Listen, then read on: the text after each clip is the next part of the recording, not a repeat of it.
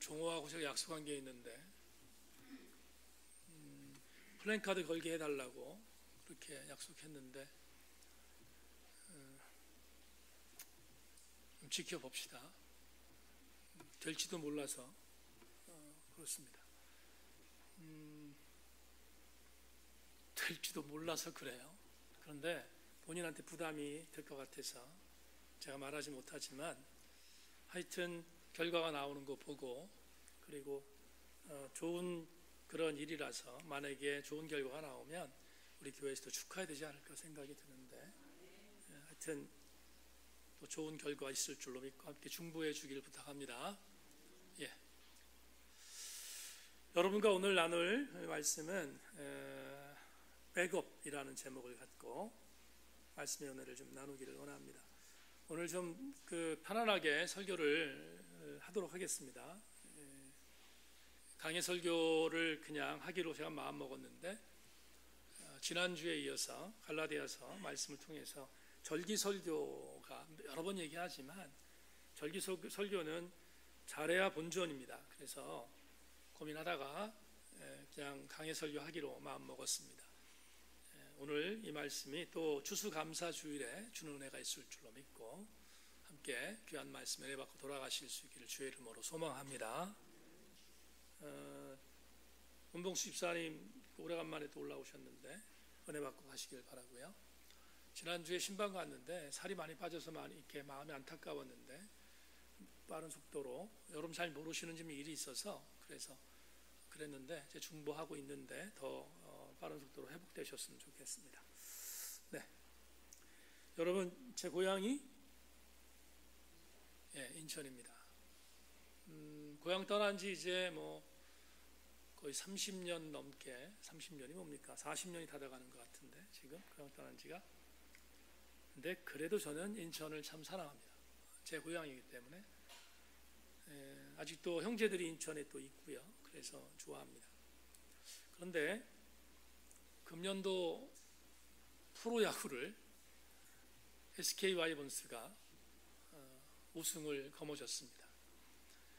인천을 연고로 하는 야구팀이라서 여기가 충청도라서 내색을 잘 못했는데 좋습니다.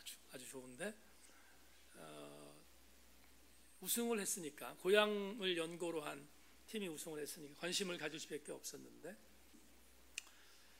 아시는 분은 아시겠습니다. 프로야구를 좋아하시는 분은 아시겠습니다만은 페넌트 레이스라고 하는 정규 시즌이 있는데 이 정규 시즌의 우승은 두산 베어스라는 팀이 엄청난 그런 승률을 거두면서 우승을 했습니다. 그래서 이번 한국 시리즈의 우승도 두산이 할 거다 이렇게 생각을 했는데 예상을 뛰어넘고 제 고향팀이 이겼습니다. 제가 응원했겠죠? 응원했습니다. 응원했는데 응원을 하고 난 뒤에 우승을 하고 나서 저는 나름대로 스포츠를 너무 좋아하는 건 아니지만 제 고향팀이 우승을 했으니까 좀 분석을 좀 하는 기사들을 봤어요. 어떻게 페넌트 레이스 1위 팀이 2위 팀한테 질 수 있을까 분석했는데 스포츠 전문가들이 두 가지 이유를 들었습니다. 첫째는 두산에 비해서 SK가 홈런 타자들이 많았다. 근데 진짜로 이번에 단기 가을 시리즈에서 한국 시리즈에서 홈런이 승부를 갈랐다는 것은 우리가 잘 알고 있습니다. 그래서 SK가 단기전에서 이길 수 있었다 이렇게 분석하는 기사를 봤습니다. 동의합니다. 두 번째는 이런 분석이 있었습니다. 이건 정말로 전문가적인 분석인데요. 두산이라는 팀에 비해서 SK 와이번스가 불펜진 투수가 좋았다는 거예요. 불펜이라는 말은 무슨 말이냐면 쉽게 얘기하면 중간에 받쳐주는 투수들이 좋았다는 거예요. 그래서 선발 투수가 있는데 선발 투수는 한계가 있거든요. 보통 7이닝 정도 이닝을 소화하면 그러면 자기의 한계점에 도달한다고 많은 사람들이 말하거든요. 그러니까 선발 투수가 잘 시작을 해서 그래서 지칠 때쯤 되면 이어서 불펜 투수들, 이 불펜 투수들이 나와서 이어주는데 SK 와이번스가 두산 베어스에 비해서 훨씬 더 이 불펜 투수가 막강했기에 우승할 수 있었다라는 기사를 저도 동의했습니다. 여러분, 중간진이 튼튼해야 경기는 이끌 수 있습니다. 축구도 마찬가지잖아요. 공격이 아무리 잘해도 미드필더가 안 좋으면 그러면 압박이 안 돼서 질 수 있는 가능성이 많습니다. 중간 개투진, 중간 불펜, 너무 중요한 자원입니다. 그런데 이런 자원을 통틀어서 스포츠용어로 이렇게 말합니다. 이들은 백업 자원이다, 이렇게 말합니다. 전체를 통틀어서 백업 자원이다, 이렇게 말합니다. 그렇다면 백업이라는 말은 과연 뭘까? 백업이라는 말을 우리나라 말로 번역하기는 조금 낯섭니다. 왜냐하면 어느 하나로 번역하기가 어렵기 때문에. 그런데 그래도 백업이라는 단어를 가장 가깝게 번역한 우리나라 말이 뭘까 생각하다가 뒷받침이다 혹은 뒷배경이다 이렇게 해석을 하는 것이 좋을 것 같습니다. 여러분 아시다시피 저는 글을 쓰는 사람이고요. 또 설교를 준비할 때도 이렇게 원고를 작성해서 나옵니다. 그래서 컴퓨터 작업을 할 때 저는 굉장히 많은 작업을 하는 것이 워드 작업입니다. 어떤 사람은 컴퓨터 왜 샀냐 그랬더니 주식하기 위해 샀다 그런 사람도 봤어요. 어저께인가 그저께인가 어디서 봤는데 목욕탕에서 본 것 같네. 목욕탕에서 어떤 사람이 갖고 들어왔어요. 목욕탕 안에 컴퓨터를. 그래서 뭐 하나 봤더니 주식시장 보고 있더라고요. 그래서 컴퓨터가 아니라 휴대폰. 미안합니다. 그래서 말실수 많이 하는데 휴대폰 갖고 들어왔는데 그렇게 보는 거 보면서 야 이것도 비춰야 되는구나 하는 생각을 했거든요. 또 어떤 사람은 우리 학생들 이제 뭐 그러지 않겠습니다만은 게임에 미치어 있는 애들도 있잖아요. 게임에 컴퓨터를 키면 무조건 게임하는 애들이 있는데 목사가 여러분 게임하면 되겠어요? 저 게임 안 해요. 여러분 진짜로 게임 안 합니다. 그런데 제가 하는 작업이 뭐냐?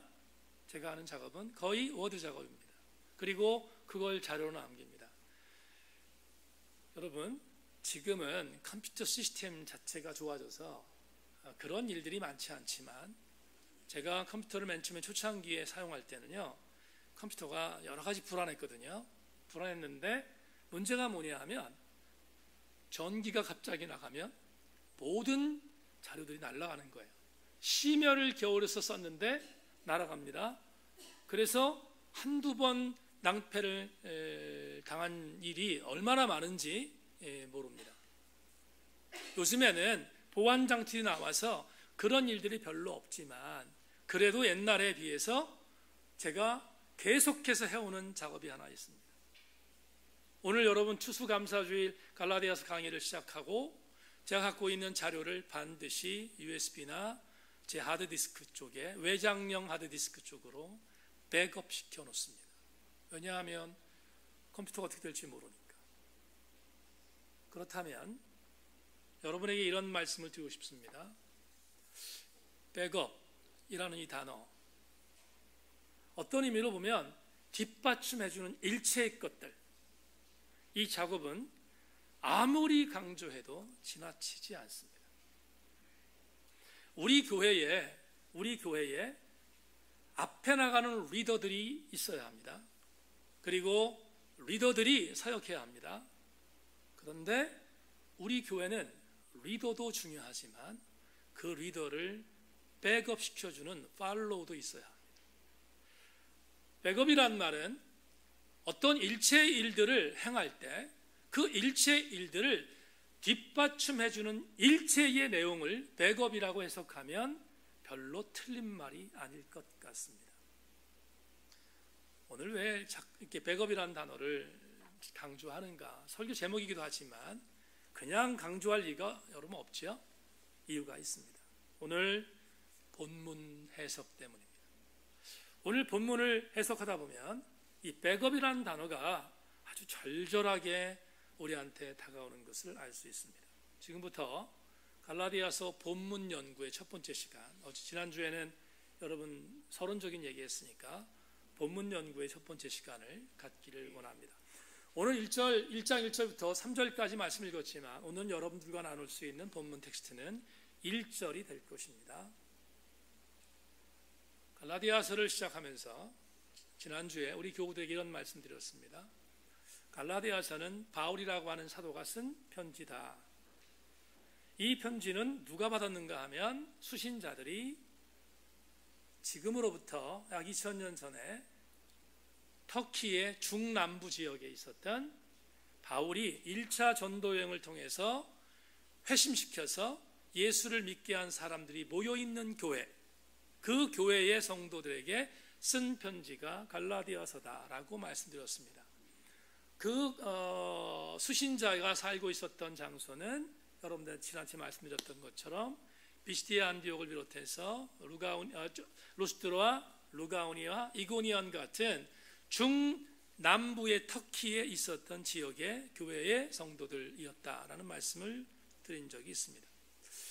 그런데 이 갈라디아서를 자세히 들여다보면 신약 성경에는 사도 바울이 쓴 13개의 서신서가 있거든요. 그런데 이 13개의 서신서 중에서 갈라디아서만이 갖고 있는 특수한 독특성이 몇 개 보입니다. 그게 뭘까? 오늘 여러분들에게 좀 서비스하겠습니다. 첫째는 뭔지 모르지만 사도 바울이 쓴 13개의 다른 서신에 비해서 이 갈라디아서는 문법적으로 모든 기록이 거의 대부분 명령법입니다. 명령법이라는 것은 이런 의미를 갖고 있는 거죠. 배후에 뭔가 저자였던 사도 바울이 굉장히 다급했거나 아니면 굉장히 감정적으로 격해 있다는 전제를 갖습니다. 왜 그렇습니까? 권면하는 게 아니라 지시했으니까. 명령했거든요. 그래서 갈라디아서는 명령법이 두드러지는 문법으로 등장하고 있습니다. 두 번째, 이것도 굉장히 주목할 것인데요. 여러분 우리가 오늘 1장 1절부터 3절까지 읽었잖아요. 그런데 3절을 보세요. 3절을 보시면 우리 하나님 아버지와 주 예수 그리스도로부터 은혜와 평강이 있기를 원한다는 이 인사법은 13개의 서신에 사도 바울이 공이 쓰는 인사법입니다. 그런데 갈라디아서와 다른 12개의 서신과 다른 게 하나 있습니다. 뭐냐 하면 은혜와 평강이 우리 주 예수 그리스도로부터 은혜와 평강이 너에게 있을 것입니다. 있기를 원합니다라고 인사하는 이 인사는 거의 대부분 1장 1절에 있습니다. 그런데 유독이 갈라디아서는 3절에 기록되어 있습니다. 이 신약을 연구한 학자들은 이렇게 해석합니다. 수신자들이었던 갈라디아 교회의 성도들에게 사도 바울은 뭔가 곱지 않은 감정을 갖고 있었다는 것을 방증해 준다는 것입니다. 맨 첫부터 인사하지 않고 끌고 있다가 3절에서 인사를 마지못해 하고 있습니다. 이것은 갈라디아서를 연구하는 데 있어서 대단히 중요한 우리들의 공부의 내용이 아닐 수 없습니다. 왜 사도 바울이 이렇게 맞득지 않고 기분 나쁜 모습으로 갈라디아서를 시작하고 있을까? 그 이유가 뭘까? 그 이유도 두 가지로 가늠해 볼 수 있습니다. 앞으로 우리가 6장에 걸쳐 있는 갈라디아서 연구를 통해서 전체를 보면서 더 자세히 공부하겠지만 아웃라인만 말씀을 드린다면 두 가지 이유입니다. 첫째는 갈라디아 교회 안에 다른 복음이 들어왔습니다. 이 다른 복음은 할례를 받아야 구원받는다고 가르치는 거짓 율법주의자들의 가르침이었습니다. 그런데 문제가 뭐냐 하면 사도 바울이 이 교회들을 세울 때 예수 그리스도의 복음 말고 다른 것은 절대로 기웃거리지 말라고 가르쳤음에도 불구하고 이들이 할례 논쟁에 넘어간 것입니다. 다시 말하면, 더 쉽게 얘기하면 바울의 가르침에 대하여 흔들렸다는 것입니다. 거짓 선지자들이 가르치는 것에 흔들렸던 갈라디아 교회 성도들에게 바울은 굉장히 섭섭했습니다. 그게 첫 번째 이렇게 갈라디아서를 시작하는 투박함의 이유입니다. 두 번째, 바울에게 굉장히 기분 나쁜 일이었는데 갈라디아 교회에 들어왔던 이 거짓 율법주의자들이 갈라디아 교회 성도들을 유혹한 것으로 끝나지 않고 사도 바울을 가짜라고 공격하기 시작했습니다. 바울의 사도성에 대하여 공격한 것입니다. 이게 무슨 말인가? 여러분, 제가 1992년 4월 달에 목사 안수를 받았습니다. 근데 그 목사 안수 받은 자료가 있고 내용이 있습니다. 근데 어떤 사람이 너 목사 안수 안 받았지? 이렇게 저희 공격하면 제가 기분 나쁠 수밖에 없잖아요. 바울은 사도였습니다. 여러분, 다시 한번 강조하는데 바울은 사도였는데 갈라디아 교회에 들어온 거짓 율법 교사들이 바울이 사도가 아니라고 시비 걸기 시작했습니다. 왜? 이유가 뭔가? 이유는 간단합니다. 아주 쉽게 말하겠습니다.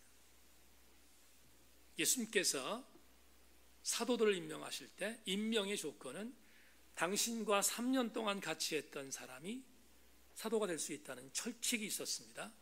그래서 우리가 잘 아는 것처럼 12명의 사도들이 예수 그리스도를 통해서 부름받고 사도로 임명받았습니다. 지난주에 얘기했습니다. 여러분, 니케아 콘스탄티노플 공의회에서 교회의 4가지의 고백 속에서 사도성이 있다고 했습니다. 그 사도성은 그만큼 중요한데 12명의 사도 이외에는 예수님의 사도가 없다고 주장하는 것이 율법주의자들의 공격이었습니다. 그 중에 한 사람, 사도 바울은 여기에 시비거리가 됐습니다. 이유가 뭡니까? 바울은 예수 그리스도와 함께 3년 동안 거주했던 사람이 아닙니다. 그는 예수 그리스도의 직접적인 제자가 아니었기 때문입니다. 당연히 거짓 선지자들이 이것을 빌미 삼아서 사도 바울의 사도성을 시비 걸기 시작했습니다. 그런데 사도 바울은 요즘의 젊은 아이들이 행하는 단어로 본인의 사도권에 대하여 1도도 뒤로 물러서지 않습니다. 양보하지 않았습니다. 본인은 하나님과 예수 그리스도께서 임명한 사도라는 사실에 대하여 양보하지 않았습니다. 그러니까 거짓 선지자들이 말하는 것과 충돌하지 않을 수 없었는데 사도가 아니라고 말하는 거짓 선지자들의 공격을 받은 갈라디아 교회 성도들이 흔들리고, 그렇구나, 사도 바울은 이런 이유 때문에 예수님의 12제자 속에 들어가지 않으므로 사도가 아니구나 라고 하는 거짓 복음에 넘어가는 것 때문에 바울은 굉장히 섭섭했습니다.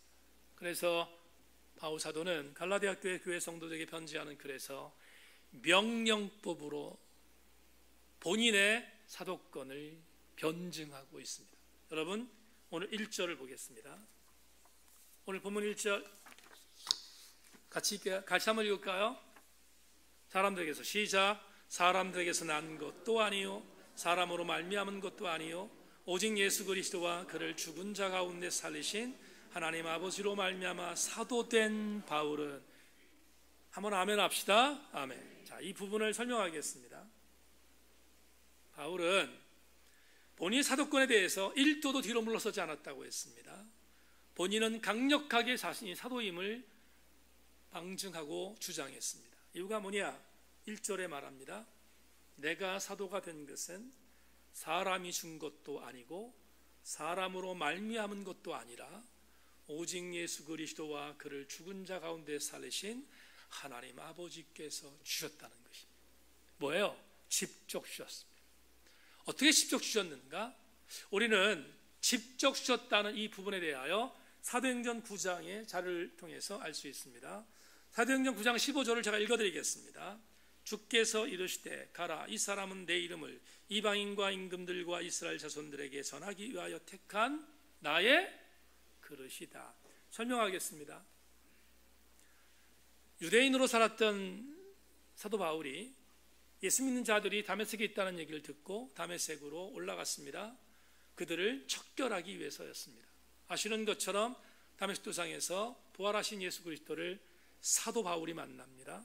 만날 때 강렬한 빛으로 인하여 그는 눈이 멀었습니다.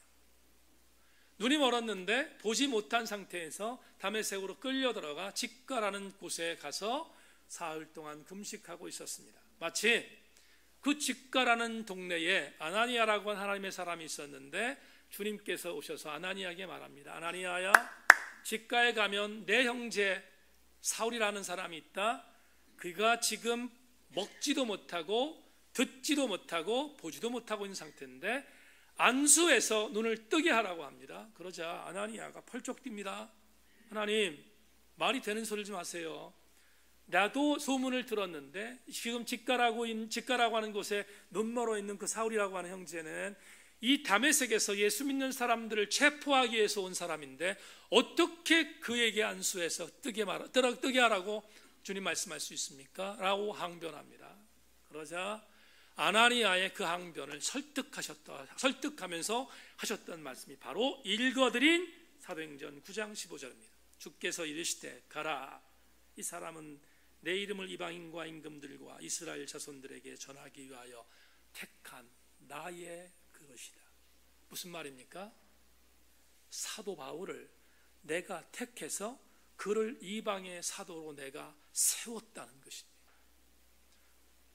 바울은 이 구절에 대한 이 부분을 사도행전의 3번에 걸친 본인의 간증사역에서 빼놓지 않고 간증하고 있습니다. 무슨 말인가 하면 바울은 본인의 사도권이 나로 말미암은 것도 아니요 사람으로 말미암은 것도 아니라 주님께서 직접 위임하신 사도임을 강력하게 천명한 것입니다. 나중에 보겠지만 한 3주 정도 뒤에 보겠지만 1장 11절 12절, 그래서 다른 복음을 전하고 있는 자들에게 그리고 그 다른 복음에 넘어간 갈라디아 성도들에게 이렇게 강력하게 갈라디아서 1장 11절 12절은 이렇게 말합니다. 형제들아, 내가 너희에게 알게 하노니 내가 전한 복음은 사람의 뜻으로 따라된 것이 아니라 이는 내가 사람에게서 받은 것도 아니요 배운 것도 아니요 오직 예수 그리스도의 계시로 말미암은 것이니라. 여기까지. 오늘 1장 1절에 대한 주석을 여러분과 함께 나눈 것입니다. 설교 준비하다가 이런 생각이 들었습니다. 여러분, 바울이 담대하지 않습니까? 당시에 여러 가지 정황에 비해서 가짜라고 공격받는 사도 바울이 움츠할 수 있었는데 절대로 머무르지 않습니다. 절대로 들어물러서지 않습니다. 그리고 도리어 더 강력하게 본인의 사도권을 천명했습니다. 도대체 바울이 어떠한 배짱으로 이렇게 갈라디아 교회 성도들에게 조금도 물러서지 않고 자기의 사도성을 항변했을까? 설교 준비하다가 오늘 설교 제목이 생각났습니다. 사랑하는 여러분, 바울의 사도성에 대한 담대함은 어디에 기인하고 있는가? 이것입니다. 바울은 본인의 주군이신 예수 그리스도가 본인의 강력한 백업인 것을 믿었기 때문입니다. 만에 하나 사도 바울이 이가 1절에서 고백한 것처럼 11절과 12절에서 고백한 것처럼 본인의 사도성을 누군가에 의해서 사람에 의해서 안수받고 사도가 되었다면 흔들렸을 것입니다. 초대교회에 조금 더 심각하게 초대교회의 수장들이었던 12명의 사도들이 본인에게 안수하여 사도권을 주었다면 사도 바울은 이 공격에 흔들렸을 것입니다. 그런데 바울이 흔들리지 않은 이유는 본인의 사도성은 사람에게서 받은 것도 아니요 사람에게서 난 것도 아니라 아버지 하나님과 그의 아들 예수 그리스도로 말미암았다는 사실을 확신했기에 그는 흔들리지 않을 수 있었습니다. 사랑하는 교우 여러분, 그렇다면 오늘 저와 여러분이 추수감사주일날 절기설교가 아닌 강해설교를 통하여 추수감사주일날 우리가 감사해야 할 진짜 감사의 내용을 발견할 수 있습니다. 절기설교는 아니지만 감사절에 맞게 오늘 본문에 있는 이 내용을 통하여 우리가 진짜로 감사할 내용을 이 본문을 통하여 찾을 수 있습니다. 뭘까? 자막 보겠습니다. 하나님께서 주 예수 그리스도께서 바울에게 백업이셨다면 오늘 세인교회 2부 예배 나오신 여기에 있는 장로님, 여기에 있는 권사님, 여기에 있는 안수집사님, 여기에 있는 집사님, 여기에 있는 성도님들 전부에게도 백업이심을 믿기를 축원합니다. 흔들리지 마십시다. 진짜의 감사의 조건은, 추수감사주일날 우리가 정말로 감사할 조건은 바울에게 백업이신 하나님과 예수 그리스도께서 저와 여러분의 백업이심을 믿기 때문입니다. 다시 강조합니다. 흔들리지 않기를 주님의 이름으로 축원합니다. 제가 신학교 시절 때 신학생들에게 강력한 정신적인, 영적인, 정신적인 지도자였던 C.R. 함석헌 선생님이 계셨습니다. 그분이 쓴 최고의 걸작이 있습니다. 뜻으로 보는 한국 역사입니다. 그 책에서 함석헌 선생님이 이런 촌철살인을 남겼습니다. 믿음이 곧 살게 하는 힘이다. 종교는 존재하는 것이요 존재는 종교적이다. 함석헌 선생님은 무교회주의자였지만 아주 철저한 신실한 크리스천이었습니다. 그가 이렇게 말한 이유는 이 말이 굉장히 철학적으로 썼지만 이 말을 풀면 이런 뜻이 됩니다. 믿음이 곧 살게 하는 힘이라는 말이 뭘까요? 오늘 우리의 설교 적용하면 이렇게 말할 수 있습니다. 여러분, 우리가 왜 넘어집니까? 우리가 왜 쓰러집니까? 우리가 왜 좌우로 요동합니까? 우리가 왜 낙심하여 일어서지 못합니까? 함석 선생님의 이 말을 우리에게 그대로 적용한다면 이것입니다. 우리의 믿음의 요체가 하나님과 예수 그리스도께서 나의 백업이심을 믿지 못하기 때문입니다. 역으로 얘기합시다. 믿음은 살게 하는 힘이라고 했습니다. 그렇다면 이렇게 해석해도 과언이 아닙니다. 여러분, 일주일 동안 삶 속에서 내가 그리스도인으로 살아갈 수 있는 이유는 오늘 찬송한 것처럼, 오늘 우리가 찬송한 것처럼 내가 일주일의 삶 속에서 여러 가지 상황들을 만나지만 그 상황 속에서도 내가 그리스도로 살아갈 수 있는 이유는 이것입니다. 믿음 없어 실패한 나이지만 나를 안아주시고 나를 다시 일으켜 세워주시는 유일한 주군이 예수 그리스도이시고 그분이 나의 뒷배경이심을 믿을 때만 우리는 그리스도인으로 살아갈 수 있는 것입니다. 3주 전에 교회 캘린더를 신청했습니다. 보통 통상적으로 제가 12월 첫째 주에 기도원에 올라가는데 기도원에 올라가서 2019년 교회표를 만듭니다.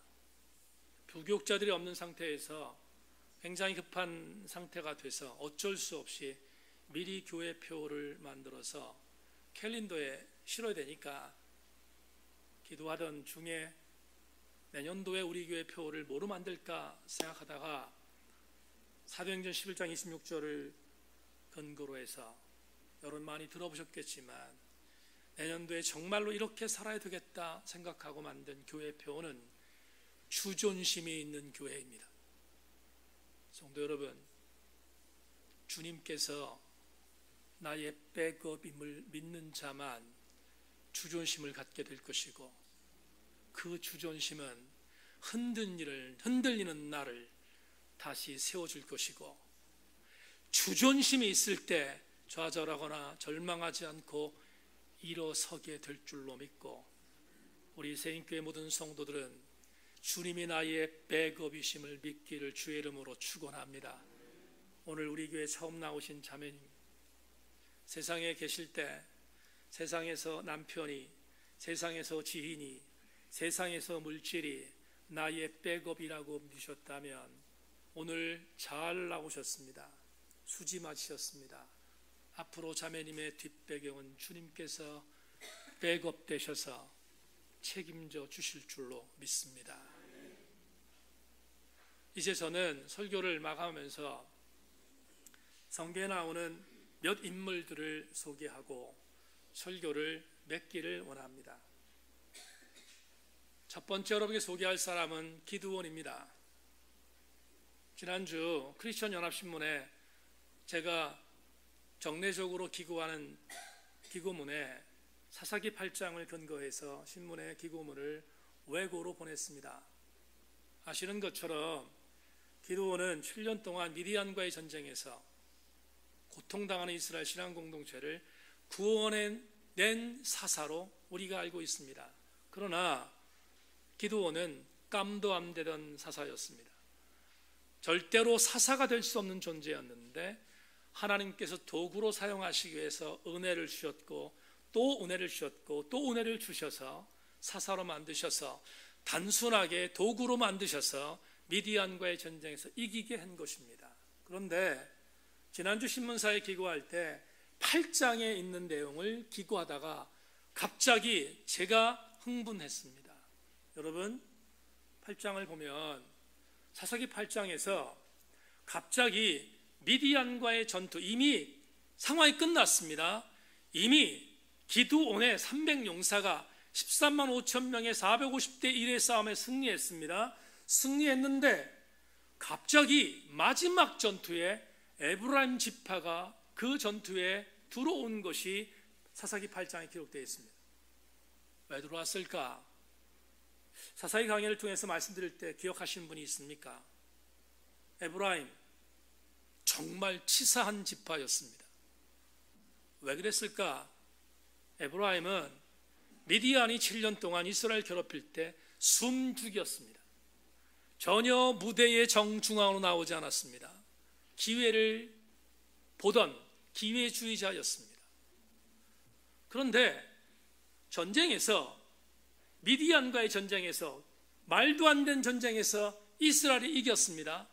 그런데 그 이긴 전쟁에 자기의 형제 지파였던 므낫세가 혁혁한 공을 세우는 것을 보았습니다.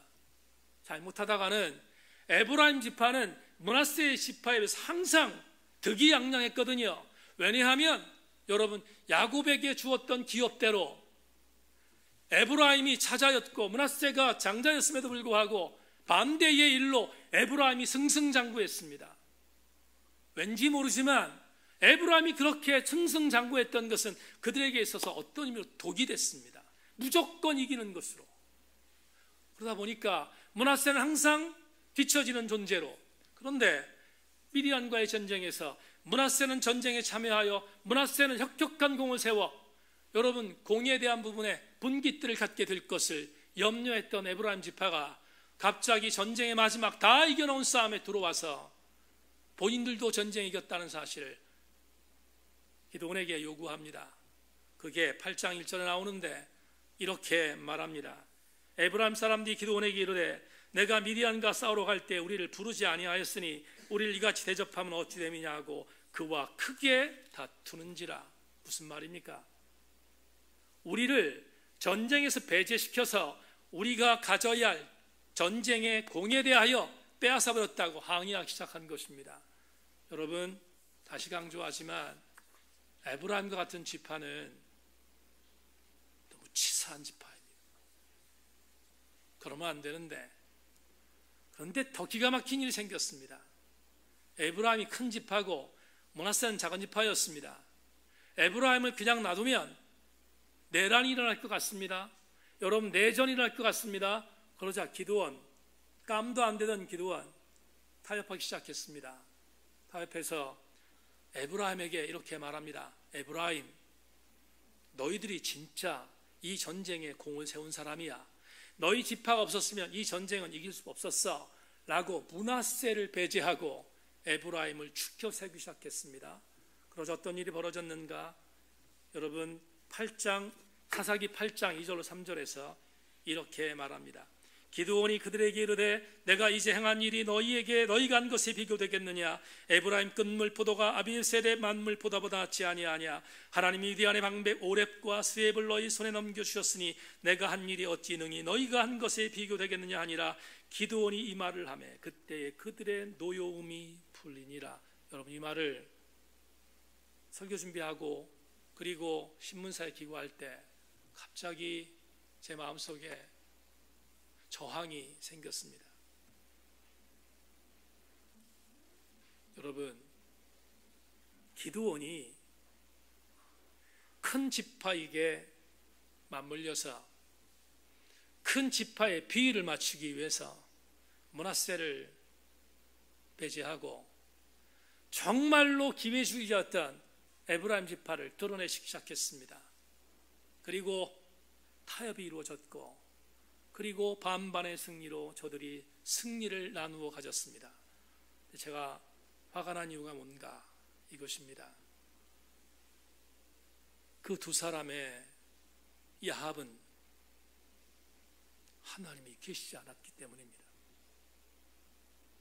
하나님이 이기셨던 이 전쟁에서 하나님은 배제되어지고 기드온과 에브라임이 서로의 공을 차지하는 하나님 없는 전투의 결과로 이 결과가 성경에서 보고되고 있습니다. 왜 제가 이 말씀을 드리는가? 이유는 간단합니다. 교우 여러분, 여러분의 뒷병이 되시는 하나님을 나의 신앙의 여정의 어떤 순간에도 탈락시켜서는 안 될 것입니다. 신학교 시절 읽었던 책 중에 몰트먼 박사가 쓴 십자가에 달리신 하나님이라는 책이 있습니다. 그 책에 이런 글이 있습니다. 예수라는 젊은이의 선연한 핏방울이 아로새겨진 십자가에 던져진 장미꽃들을 걷어내야 한다. 몰트먼 박사의 이 말이 벼락으로 다가왔었습니다. 교회가 십자가에서조차 장미꽃을 찾아내려면 그 교회가 얼마나 가련하고 약한 교회가 되겠습니까? 우리가 정말로 찾아야 하는 것은 나의 신앙의 뒷배경이 되신 예수 그리스도의 십자가의 은혜를 발견해야지, 십자가에서 꽃방울 그리고 장미꽃을 찾아낸다면 어떤 일이 벌어지겠습니까? 지금 한국교회가 약해진 이유, 십자가에서 장미꽃을 찾아내기 위해서 현안되어 있기 때문입니다. 교우 여러분, 여러분에게 말씀을 마감하며 선포합니다. 여러분의 뒷배경이신 예수 그리스도는 언제 우리를 지탱해 주십니까? 아무 때나 지탱해 주는 것이 아니라 예수 그리스도께서 우리의 뒷배경으로 우리의 삶을 인도하실 때는 언제인가? 그분이 여러분의 주군 되실 때만 가능합니다.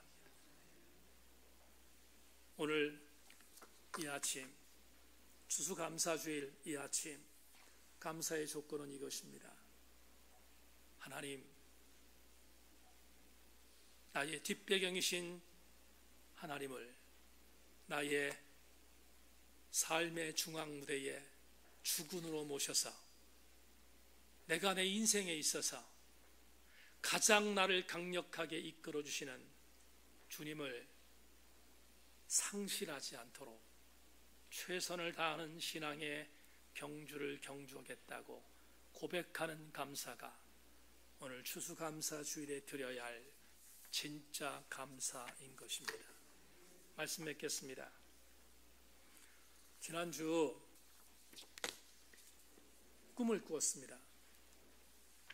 꿈을 꾸다가 옛날에 어렸을 때는 악몽을 꾸면 낭떠러지 떨어지는 꿈을 꾸면 키가 자란다고 그랬는데 지난주에는 낭떠러지 떨어지는 꿈을 꿨습니다. 근데 키가 자랄 건 다 자랐는데 무슨 꿈을 또 그렇게 꿨나 생각하고 악몽에 한동안 시달렸습니다. 시달리다가 일어나서 깨달은 것이 있습니다. 악몽에 시달렸지만 하나님이 주신 반전의 은혜가 있었기 때문입니다. 그 반전의 은혜를 경험하고 하나님께 옷깃을 여미고 이렇게 기도했습니다. 하나님, 언제나 내 삶은 백업이신 하나님께 드리고 언제나 내 삶은 하나님이 나의 백업이심으로 채우겠습니다 라고 기도했습니다. 제천생인교회 교우 여러분, 여러분의 백업이신 하나님, 그 하나님께 그 백업을 믿고 달려가는 큰 감사가 2018년 우리 모든 교우들에게 끝까지 지속될 수 있기를 주님의 이름으로 축원합니다. 하나님 감사합니다. 오늘 주의 은혜 안에 말씀을 나누었습니다. 백업이신 하나님, 백업이신 예수 그리스도, 주님만을 바라보겠습니다. 이렇게 고백할 때 우리는 2018년 추수감사 주일 가장 강력한 감사의 내용을 드리는 성도들이 될 줄로 믿고 우리 교우들마다 백업이신 하나님께 감사하는 우리 성도들 되게 하여 주시옵소서. 하나님이 우리 교회에 함께 하실 것을 기대하고 소망하며 예수 그리스도의 이름으로 기도하옵나이다.